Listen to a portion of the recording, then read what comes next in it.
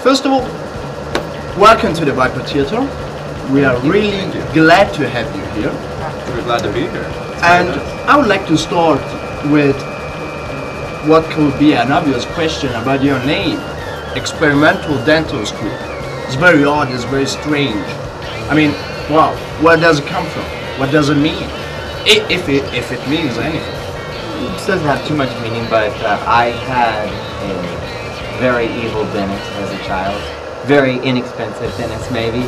Right. Who had a big gray comb-over hairdo. All right. And always forget to, I had some braces and he always forget to trim the, I don't know, it's just like... Alright, odd. That's really odd, yeah. Talking about your music, alright? Pop music is usually about the repetition. You've got a verse, you've got a chorus, then you get a bridge. Yeah. But what you guys are doing is really, you've got an unconventional approach, alright? And what I would like to know is, what kind of role does chaos play in your music? I would say quite a large role, because I think we all to some degree want it to be interesting for not only us but for other people, and sometimes it feels like when you are very repetitious that people start to like lose it. We always want the listener or the audience to be like, what are they going to do next? Like what kind of tempo or what kind of change are they going to have next? So surprise. For me, as for playing instrument wise, and I know for these guys too, it's to us more interesting, and in the end, we don't know what the end result is for everybody else, but... And I would say the opposite, actually. I don't think it's that unconventional or that repetition. I don't know. I think when you're playing, it seems very short. You know, I mean, or it seems very long, sorry. And it just, I like to change and to keep myself occupied. But maybe back home in San Francisco, there's a lot of bands that are probably way stranger than us, you know, so... I don't know, we're not all that weird in back home. To us? Yeah. It's not too weird to me, I don't know, because I've lived with the music for 8 years, you know? Alright. So, not so strange, Okay. You've got your new album out.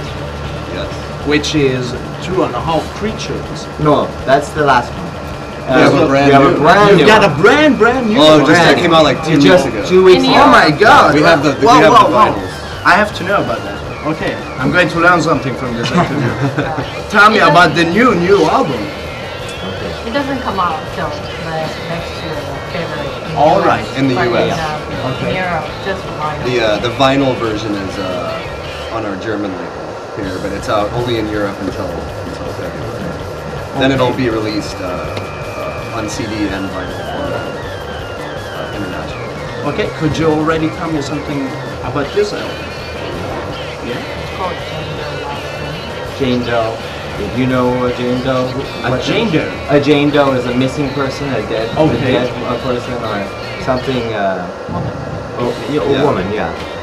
But I'd say 2.5 Creatures was maybe complex and like maybe like a big thing of coffee, and this is more like espresso. All right. Okay. Clear some Very space streamlined and Yeah. But in a way, I think we are all a little bit more satisfied or happy with the result. As far as having the songs be interesting, and the record, to listen to the record as a whole, it being more interesting and more, in a way, more accessible for many different people. There's a lot of different kinds of things, a lot of different sounds, and we took a lot of time to do overdubs and make it. We just took a lot of time to do the vocals and all the extra stuff with it, and create like a. It's not just drums, guitar, and vocals, and it's not really a straight rock record, but we spent a lot more time.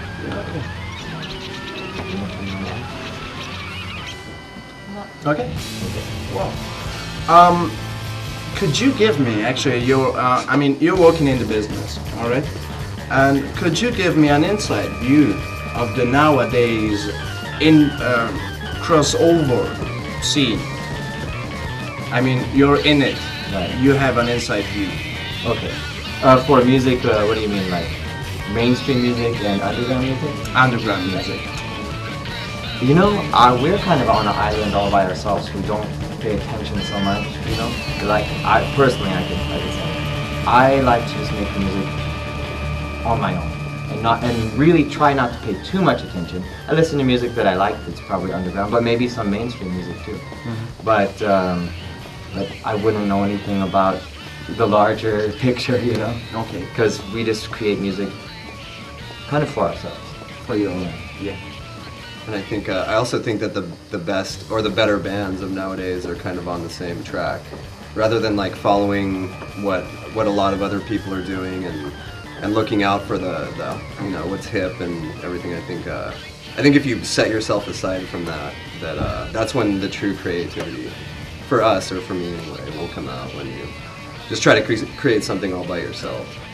That's maybe what they have in common too, is that especially around the Bay Area, San Francisco, it's, most bands just sound very different than the other bands that are in that scene. And those are probably the good ones, because they're just expressing themselves in their own personal way. Perhaps that's like sort of a genre in and of itself, I guess, too, is that the California or the Bay Area sound is kind of unique in that way, I think.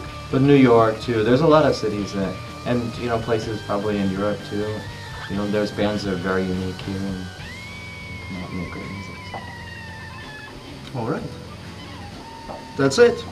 Thank you for your time. It was lovely. Thank you. Grazie. Good luck Thank for you. the gig. Thank All right. you. And Thanks a lot, man.